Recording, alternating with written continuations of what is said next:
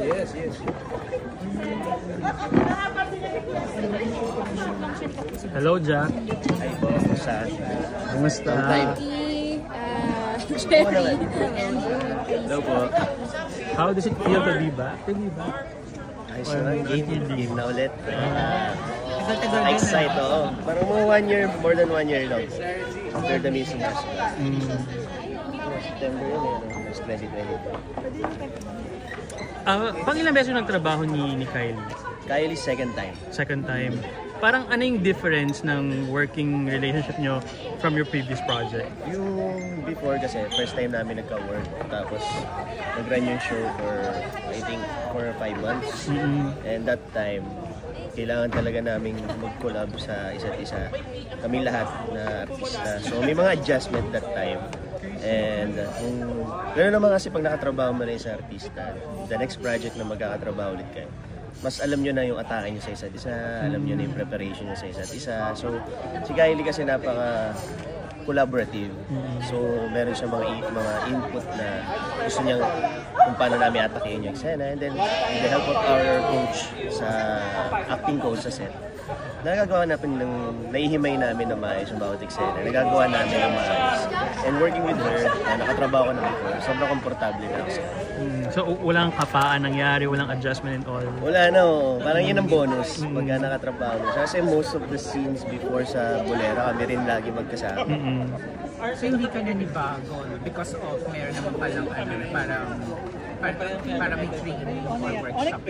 Oo, nagkaroon kami ng 1-day workshop before yung show namin. Tapos, bago kami mag-taping, yung first taping day namin, nag-workshop muna kami with our director, Aya Topacio.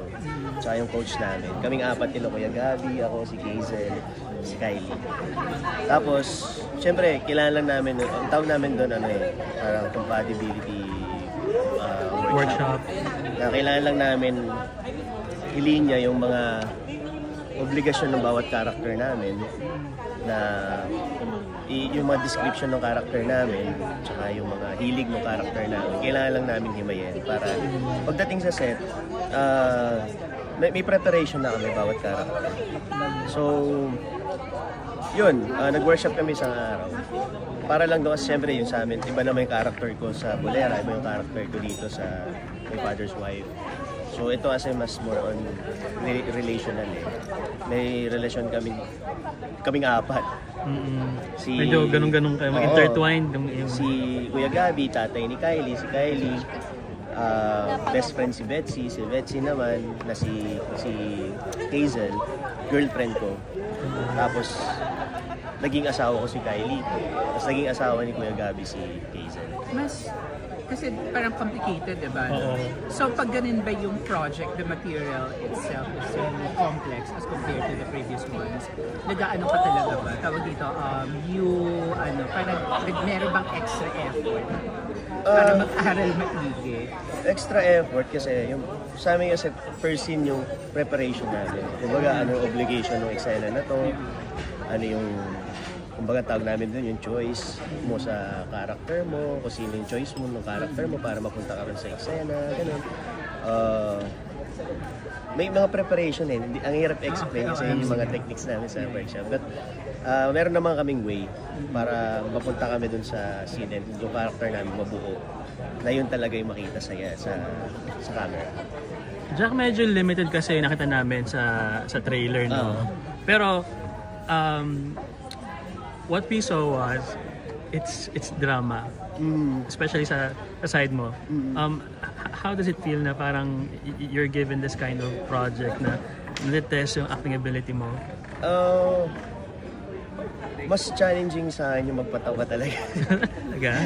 Mas mahirap talaga magpatawa. Pero when it comes to drama naman, yun yung parang safe zone ko. Mas komportable talaga ako sa drama, sa action, gano'n.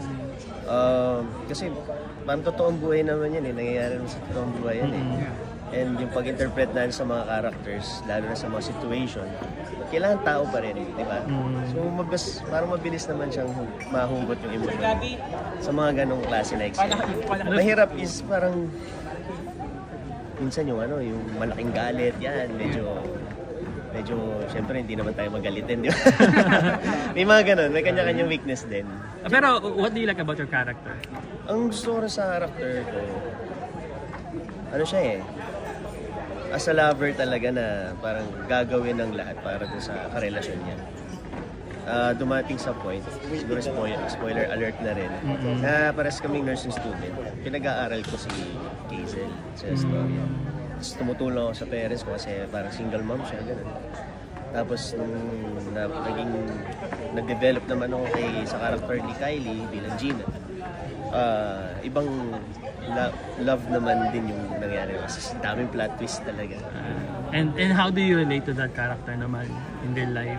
In real life, Minahal mo tapos iwan ka. Joke. Di ba, everybody experience. yeah, totoo yun. Ganun naman Or has talaga. experience. Normal yun. Tao na rin. Tao. Jack, anong learning mo working with Sir Gabby Concepcion for this project? Mga Yeah. eksena mo, mga learnings mo. Si Kuya Gab, bihira pa lang eksena namin. Hindi ako nagkakamali, parang isa or dalawa pa lang yung eksena namin na nakunan.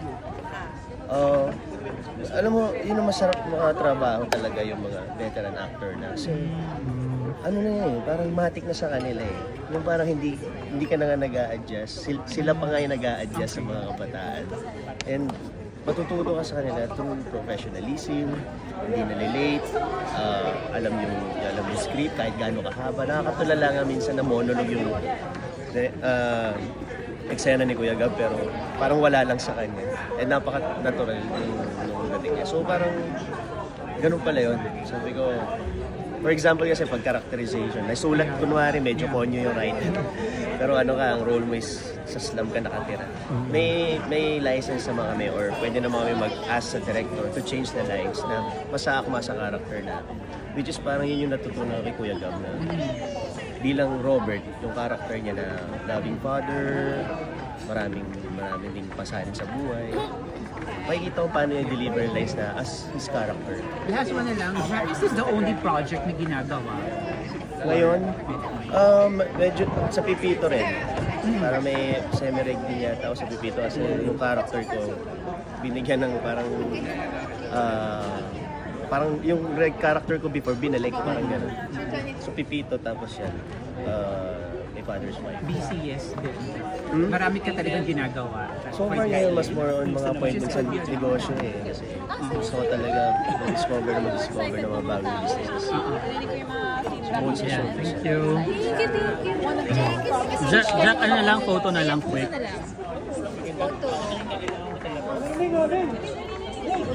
Thank you. Thank you po. Friday kayo, sir. Graduate ka ba tayo?